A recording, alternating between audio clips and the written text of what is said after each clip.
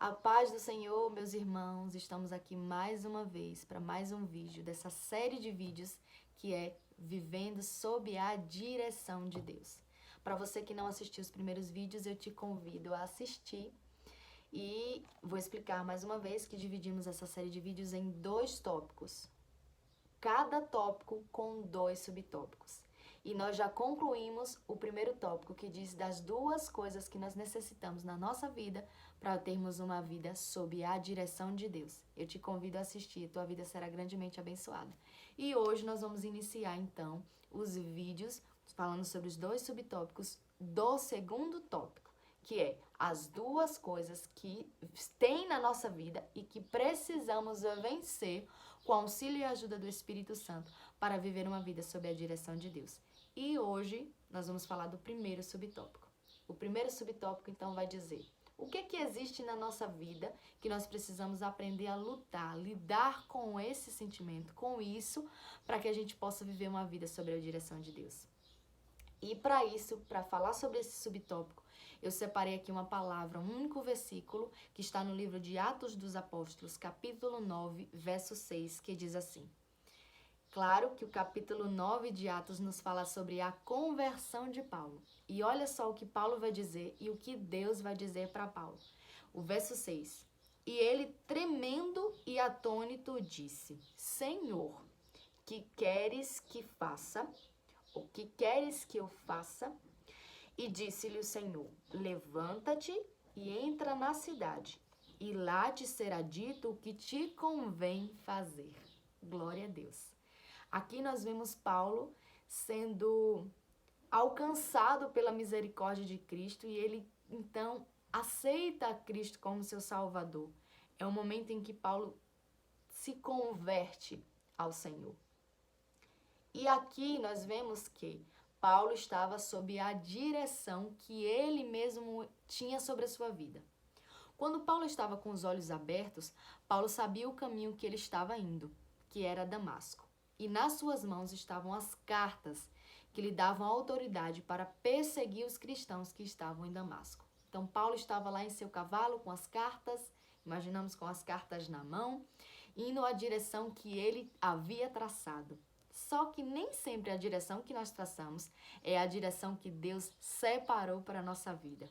Por isso, enquanto nós estivermos sobre a direção que nós traçamos, nós vamos bater e vamos continuar em coisas que Deus não se agrada. Às vezes, a libertação e a alegria é alcançada quando nós, então, deixamos o nosso caminho de lado e nós começamos a trilhar o caminho que Deus separou para a gente. E aqui no capítulo 9 de Atos, nós vamos ver que Deus separou aquele dia para transformar a vida de Paulo e para mudar o caminho de Paulo para uma rota dele mesmo para trilhar os caminhos do Senhor. Então, vamos lá. Então, Paulo enxergava e sabia que estava indo a Damasco. Só que, quando seus olhos estavam abertos, ele tinha uma direção. No caminho de Damasco, Jesus aparece para Paulo. E aquele clarão faz com que Paulo perca a sua visão. Que coisa linda! Quando nós nos encontramos com Cristo, os nossos caminhos não são mais os que nós trilhamos. Agora nós vivemos sobre a direção de Deus. Paulo agora está cego. E cego, ele não consegue ir para nenhum lugar. Isso quer dizer que não é que nós não sabemos para onde ir no caminho do Senhor. É que nós não trilhamos mais o caminho que antes nós traçamos. Viver sobre a direção de Deus é reconhecer a importância de ser direcionado por Ele. E não são os nossos caminhos, mas o caminho dele. Mas vejamos bem aqui. A cegueira na vida de Paulo foi uma conservação de Deus para Paulo. Porque um sentimento que envolve todo ser humano desde o momento da conversão é a necessidade de saber o que Deus quer que a gente faça para o reino de Deus. Quantos novos convertidos são inundados por esse sentimento? E esse sentimento não é de todo ruim, ele é muito bom. Mas nós precisamos aprender a lidar com ele. Nós com o auxílio do Espírito Santo, precisamos saber trabalhar esse sentimento. Porque se nós somos levados por ele, nós podemos correr o risco de viver uma vida sem a direção de Deus. Então, Paulo aqui, no momento de conversão, ele diz: Senhor, o que queres que eu faça? E é interessante que Deus não deu a resposta imediatamente para Paulo. Paulo diz assim, ó, entra na cidade e fica lá, porque lá eu vou te dizer o que te convém fazer.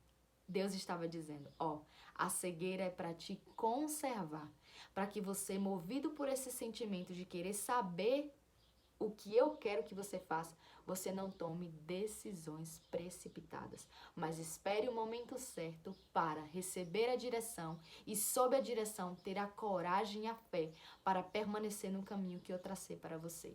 E esse é um grande ensinamento para nós. Às vezes, novos convertidos, nós queremos entrar logo no ministério. Nós achamos bonito o ministério de louvor, o ministério da palavra, o ministério do ensino, o ministério infantil.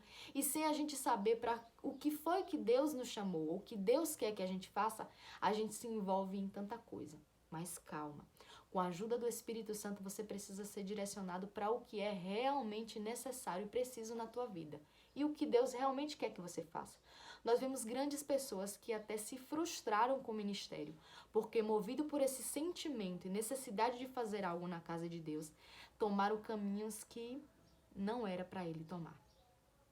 Então, nós precisamos esperar o momento certo da direção de Deus.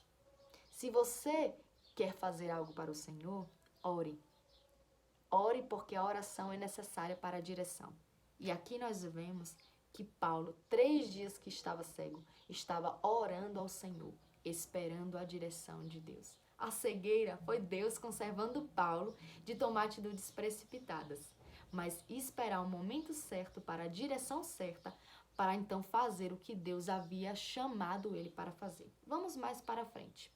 Então Paulo estava na casa de um homem chamado Judas, lá em Damasco. O crente sem direção é semelhante às cartas de Paulo que Paulo estava levando para Damasco. Nunca chegarão ao destino correto, nunca serão compreendidas nem lidas. Estarão assim jogadas, sem destino nenhum. Mas o crente que tem direção, o crente que entende o propósito de Deus para a sua vida e que espera a direção do céu para executar aquilo que Deus quer que ele faça, é um crente que é compreendido, é um crente que prega a palavra, é um crente que colhe os frutos do seu ministério excelente. Então, Paulo está lá na casa de Judas. E Deus então fala com Ananias. Ananias, vai à casa de Judas e você vai orar por um homem que está lá. Quem é, Senhor, homem? Paulo, Saulo de Tarso, mas ele persegue os cristãos. Mas eu estou te direcionando até lá. Não se preocupe, ele está orando a Deus, pedindo direção. Quando Ananias chega na casa de Judas, ele diz assim, Paulo, Deus me enviou aqui para orar por você, para restituir a tua visão e você ser cheio do Espírito Santo. Que coisa mais linda! Ser cheio do Espírito Santo significa ter direção de Deus para saber aonde ir, o que fazer e o que Deus quer que nós façamos. É por isso que eu digo a você, é necessário uma vida de busca na presença do Espírito Santo. Paulo antes estava cego, sem saber o que fazer, esperando a hora certa que Deus iria responder o que convinha para ele fazer. Mas quando Ananias foi enviado por Deus como resposta para a vida de Paulo, os seus olhos se abriram.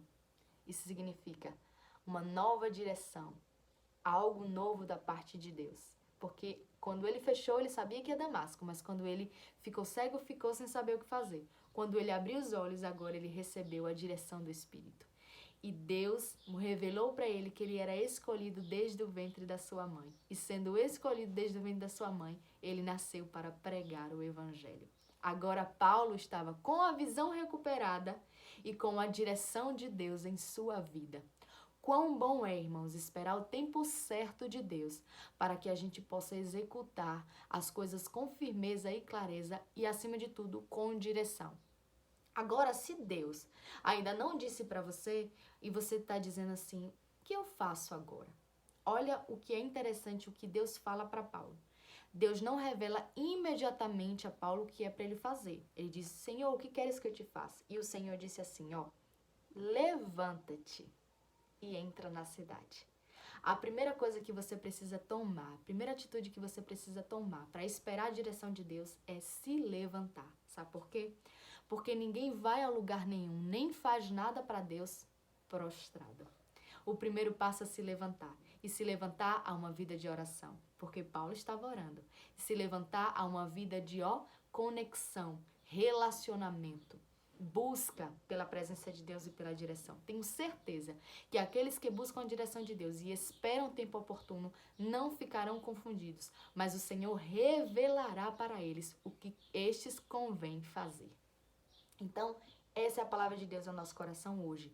Esse é o primeiro subtópico do segundo tópico da nossa série de vídeos, Vivendo uma Vida sobre a Direção de Deus.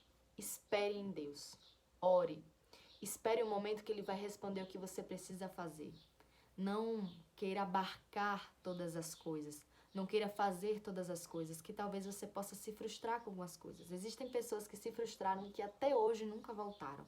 Mas quem vive sob a direção tem convicção que o que está fazendo foi Deus que revelou. E se Deus revelou e trouxe para a vida dele, valerá a pena cada coisa feita. Então, que Deus continue te abençoando e que você possa entender que é necessário viver uma vida sob a direção de Deus. E tenha paciência e tenha calma. No tempo certo, Deus revelará. E para você que Deus já revelou, continue fazendo, porque se Ele está no negócio, valerá a pena. Deus em Cristo nos abençoe, nos ajude e nos dê vitória, porque uma vida de vitória é uma vida sob a direção de Deus.